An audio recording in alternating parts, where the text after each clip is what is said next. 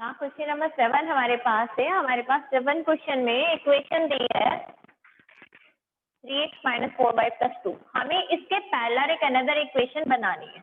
हमें मालूम है कि जो पैरेलल होते हैं वो a1/a2 is equal to b1/b2 is not equal to c1/c2 होता है। दैट मीन्स की जो c की वैल्यू है वहां पर हम कुछ और ले लें, बाकी सब चीजें सेम लें, तो ये इसके पैरेलल हो जाएंगी। These are parallel line, these are parallel, ये दोनों एक दूसरे के पैरेलल होंगी। अब हमसे क्वेश्चन में कहा है कि ऑलरेडी जो लाइन है वो किससे पास हो रही है, पॉइंट -2 और 3 से। -2 और 3 से ये वाली लाइन क्या हो रही है, पास। दैट मीन्स जब ये लाइन इससे पास हो रही है तो ये पॉइंट इस पर क्या कर रहे होंगे, सेटिस्फाइड। एक्स और वाई के पहले इस पर वैल्यू पुट कर दो and find the value of k। k is equal to 80। Then अब आपकी जो पैरेलल लाइन आ गई वो डायरेक्ट आ गई 3x - 4y + 18 is equal to 0। It's a required parallel line. ये आपके पास इसका आंसर आ गया, 3x - 4y + 18। तो इसमें आपको m1 m2 की नीड नहीं पड़ी। क्वेश्चन नंबर 8 में हमारे पास लाइन है ये, हमें इसके इक्वेशन आ गई। परपेंडिकुलर इक्वेशन बनानी है, परपेंडिकुलर। तो सबसे पहले तो हमने y = mx + c में कन्वर्ट करा, जिससे हमने m की वैल्यू निकाली। मैंने इसको m1 नोट कर दिया, क्योंकि हमें इसके परपेंडिकुलर इक्वेशन बनानी है। That means m1 × m2 = -1 slope, यहाँ से m2 की वैल्यू निकाली। x इंटरसेप्ट 3 दिया है तो पॉइंट क्या हो गया, 30। एक पॉइंट गिवन है और स्लोप गिवन है, तो हमारे पास इक्वेशन ऑफ लाइन क्या आ जाएगी। अब एक पॉइंट से जाने वाली लाइन के लिए y - y1 = mx - x1। Put the value in it and find your answer. आपका आंसर आ रहा होगा 7x + y = 21। First step, y = mx + c की फॉर्म में दोनों इक्वेशन को कन्वर्ट करा। y = 1 - √3x and y = x/√3 + 1/√3। On comparing both equation, y = mx + c। देखिए यहाँ पर m1 की वैल्यू कितनी आ गई, -√3, एंड सेकेंड में कितनी आ गई हमारे पास, -1/√3। दोनों इक्वेशन से, ठीक है। अब हमारे को एंगल बिटवीन दीज लाइंस निकालना है, इन दोनों के बीच का एंगल फाइंड करना है, जिसमें थीटा की वैल्यू। तो tan θ = ऑलरेडी एक फॉर्मूला है हमारे पास, modulus m2 - 11 upon 1 + m1 × m2। Put the value in it, tan θ as it is रहा, m2 की वैल्यू है -1/√3, माइनस माइनस प्लस हो गया √3 अपॉन 1 + m1 - 1/√3 एंड m2 -√3। √3 से √3 कैंसिल हो गया, नीचे तो 1 + 1 2 आ गया आपके पास। और इसको कैलकुलेट करते हैं बेटा। tan θ = ऊपर हम लोगों ने एलसीएम ले लिया, तो नीचे हमारे पास बन गया 2√3, यहाँ गया -1 + 3।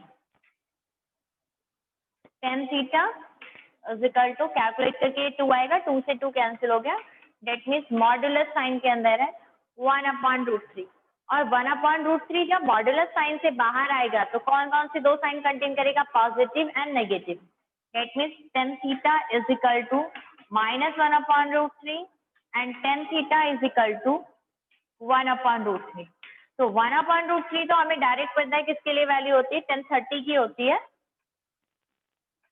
डेट मीन्स यहाँ तो डायरेक्ट पता चल गया, थीटा = कितना आ गया, 30 डिग्री।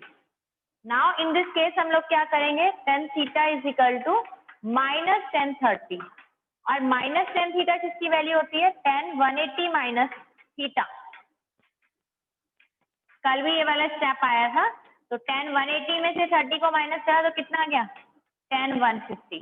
तो यहाँ पर आपके पास एंगल की 2 वैल्यूज आ रही है, तो 30 डिग्री और दूसरा आ रहा है हमारे पास 150 डिग्री।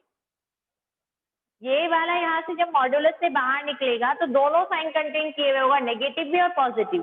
दैट मीन्स हमें दोनों के लिए वैल्यू फाइंड करनी है, ये नहीं केवल आप नेगेटिव वाले के या पॉजिटिव वाले को करके खत्म करें, दोनों करनी है तभी आपको फुल मार्क्स मिलेंगे इस क्वेश्चन में। फर्स्ट स्टेप होगा हमारा y is equal to mx plus c में कन्वर्ट करा, तो y is equal to minus a upon b x minus c upon d. On comparing,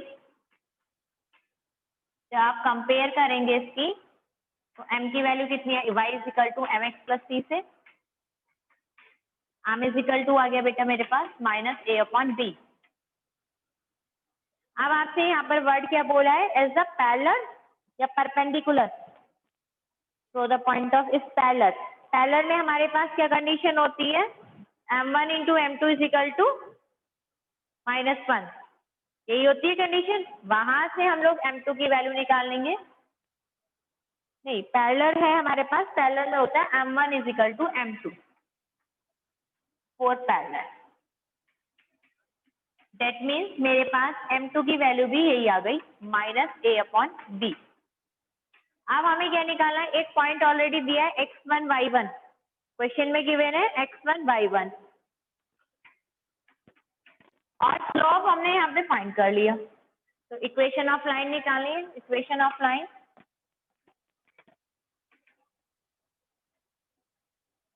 y minus y1, तो यहाँ y1 ही है, m x minus x1। Calculation करिए और आपका direct answer आ जाएगा, जो आपकी बुक में लिखा हुआ है वही आंसर आपके पास आ जाएगा कैलकुलेशन करने पर।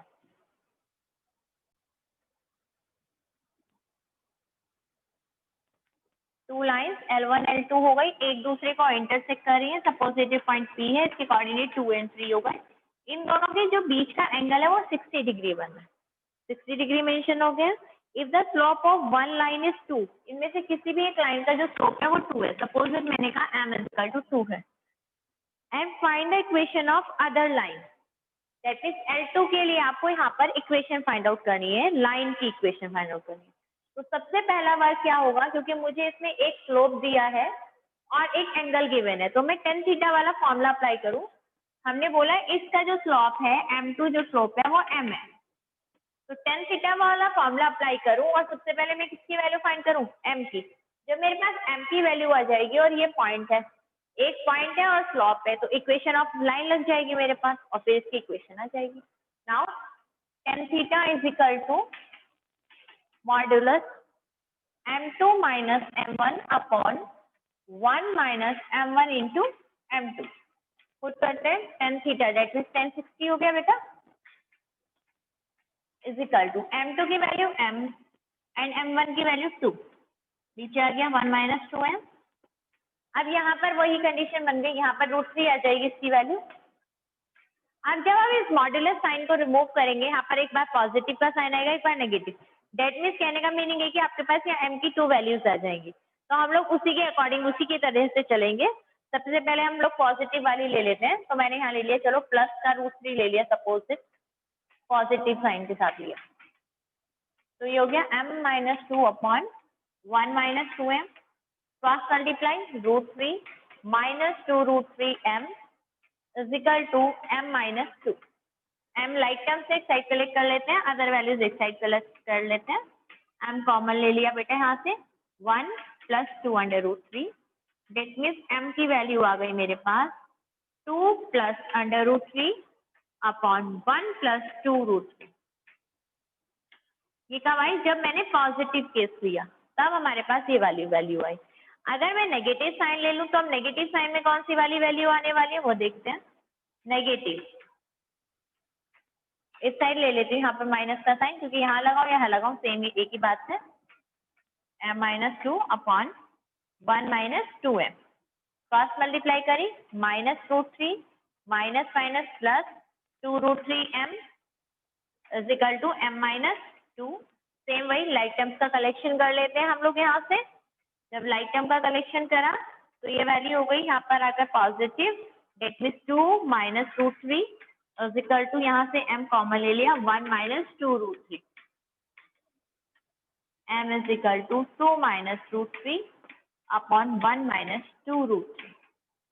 m की 2 वैल्यूज हमारे पास आ गई, क्योंकि यहाँ पर मॉड्यूलस का साइन था, इसलिए एक बार नेगेटिव साइन में और एक बार पॉजिटिव साइन में।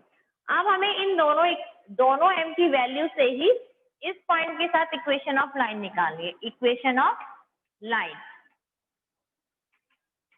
कौन सा formula, y minus y1 is equal to m x minus x1। x1 y1 ये है हमारे पास। यहाँ पर m की वैल्यू पहले ये वाली पुट कर रहे हैं हम लोग। पुट करो एंड कैलकुलेशन करके देखो कि आंसर तक पहुंचते हैं हम लोग या नहीं। y माइनस y1 कितना है बच्चे, 3। m की वैल्यू हो गई 2 plus root 3 upon 1 plus 2 root 3 x minus x1 की वैल्यू कितनी है, 2। मैं ये फिगर रब कर रही हूँ यहाँ से कैलकुलेशन की वजह से। चलिए यहाँ पे इसकी क्रॉस मल्टीप्लाई कर दी, 1 प्लस 2 रूट 3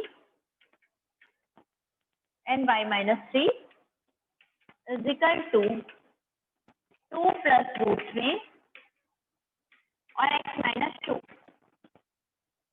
करो सिंप्लीफाई इसको पूरे को कि आंसर तक हम लोग पहुंचते हैं या नहीं पहुंचते हैं। y minus 3 2 root 3 y minus 6 root 3 is equal to 2x minus 4 plus root 3x minus 2 under root 3। Like terms का कलेक्शन करते हुए काम करेंगे हम लोग।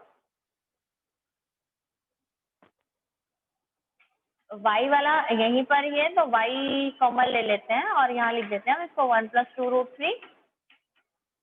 सेम ऐसे उधर से x वाले को इधर ट्रांसफर कर लेते हैं। जब x वाले चाहे उधर ही रखते हैं, अभी बाद में कर लेंगे। ये x वाला पार्ट में x कॉमन लिए तो ये हो गया 2 प्लस रूट 3। अदर सारे के सारे ले लेते हैं। माइनस का 4 है और प्लस का 3 इधर आया तो माइनस का 1 बचा, और यहाँ पर हमारे पास माइनस में है, यहाँ प्लस में, जब इधर जाएगा तो पॉजिटिव हो जाएगा, 4 रूट 3 आया। दैट मीन्स इक्वेशन आपके पास आ गई।